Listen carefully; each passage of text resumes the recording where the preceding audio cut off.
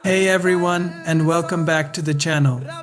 Today, we are taking a deep dive into one of the most vibrant and powerful cultural performances in the Caribbean, Ramleela of Trinidad and Tobago. It's a story of epic battles, unwavering love, the ultimate triumph of good over evil, brought to life in a way you've never seen before. So, what exactly is Ramleela? The word itself gives us a clue. Ram refers to Lord Rama, one of the most revered deities in Hinduism, and Leela means play or divine drama. So Ramleela is literally Rama's play, a dramatic folk reenactment of his incredible life story.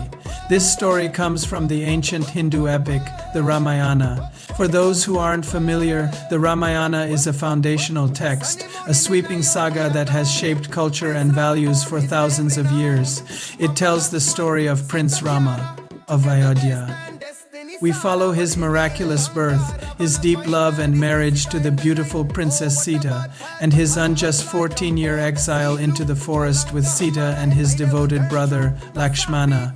The central conflict ignites when Sita is kidnapped by the 10-headed demon king of Lanka, the mighty Ravana.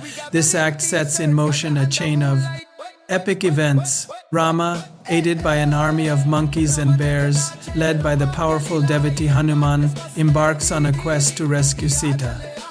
The story culminates in a colossal battle in Lanka, where Rama finally defeats Ravana. The saga concludes with Rama's triumphant return to his kingdom, where he is crowned king, ushering in an era of peace and prosperity known as Ramrajya. It's a timeless narrative exploring duty, honor, loyalty, and love. But how did this ancient Indian epic find a new home on a small island in the Caribbean? The story of Ramleela in Trinidad is deeply intertwined with the history of the island itself.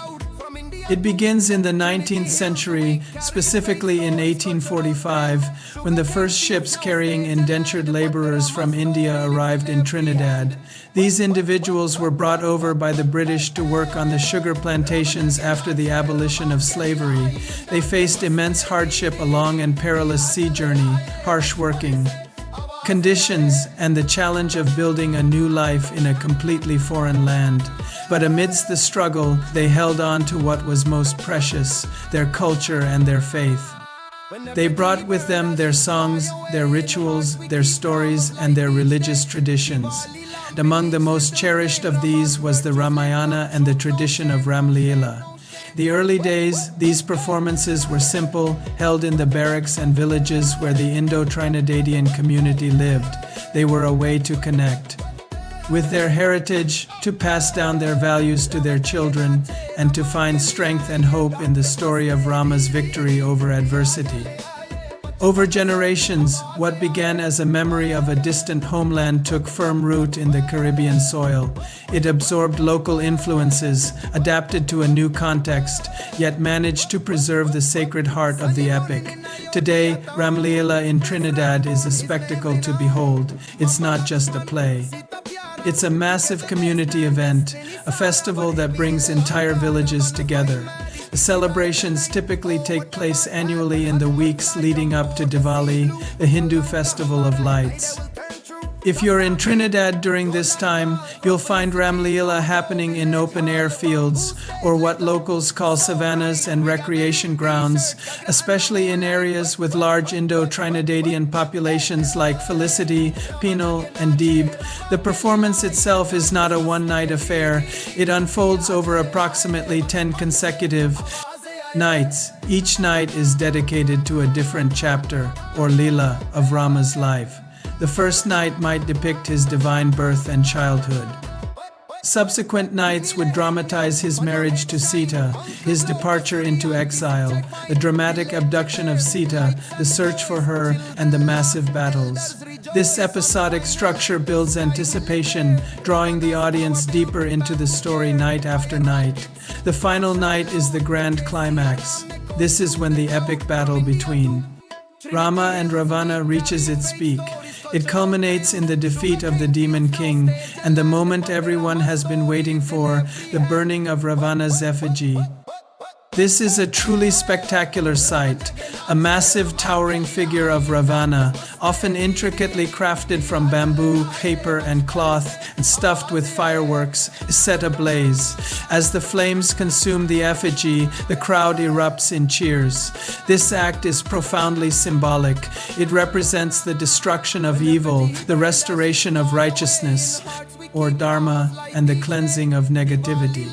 It's a powerful, cathartic finale that draws huge crowds from all over the country. What makes Trinidadian Ramleela so unique is its fusion of traditions. The core narrative is ancient, but the presentation is distinctly Caribbean. The acting is dramatic and expressive, with dialogue that is often a mix of traditional verses and improvised, colloquial Trinidadian English. A narrator, called the Vyas, sits at the side of the stage, reading from the holy text, the Ramcharitmanas, providing context and guiding the story forward. The music is a key element that gives it a local flavor. While you'll hear traditional Indian bhajans and chants, you'll also hear the unmistakable, high-energy rhythm of tassa drumming, a form of percussion unique to the Indo-Caribbean community. This fusion creates a soundscape that is both sacred and celebratory. The costumes are elaborate and colorful, helping to distinguish the gods. Heroes and demons and modern productions use impressive special effects, dramatic lighting, smoke machines, and even fireworks to simulate divine weapons and epic battles. Actors playing divine figures might even be hoisted on pulleys or sent soaring across the stage on zip lines, creating a truly magical experience.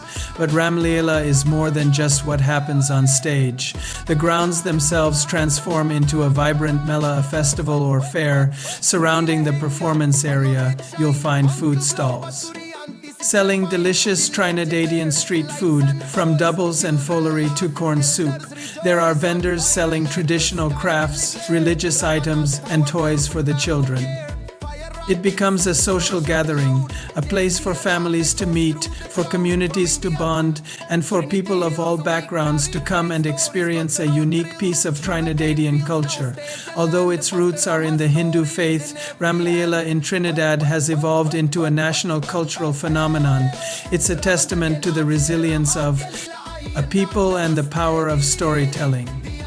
In villages like Felicity in central Trinidad, the tradition is over a century old, with generations of the same families participating as actors, musicians, and organizers. It's a living heritage, a collective memory passed down through performance.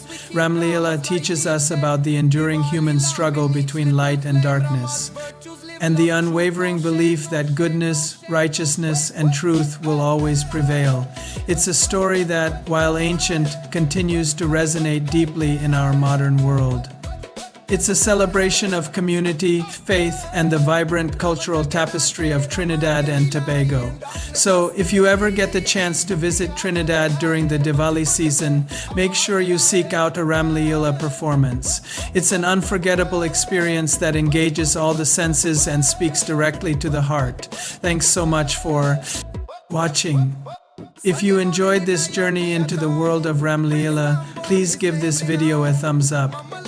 And don't forget to subscribe and hit that notification bell so you don't miss our next cultural exploration.